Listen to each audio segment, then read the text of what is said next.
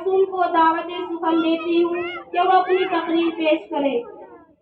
पढ़ दिया जिसने भी लिखा कुरान का, पढ़ दिया जिसने भी लिखा कुरान का, गिर पड़ा तख्तुस्सरा में काफिला शैतान का। अस्सलामु अलैकुम व रहमतुल्लाहि व बरकातुहू। नहमदुहू व नुसल्ली अला रसूलिहिल करीम, अम्मा बाद, फअऊज़ु बिल्लाहि मिनश शैतानिर रजीम, बिस्मिल्लाहिर रहमानिर रहीम।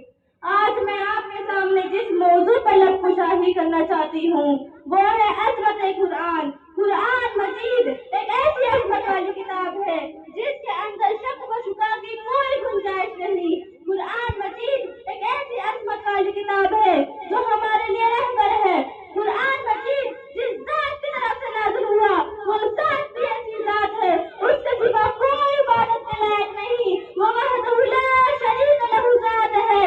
कुरान मजीद जिस पैगंबर पर नाज़िल हुआ वो पैगंबर तमाम अंबियाओं का सरदार है, जिनकी पूरी जिंदगी पूरी इंसानियत के लिए जिंदगी गुजारने का नमूना मौजूद है। कुरान मजीद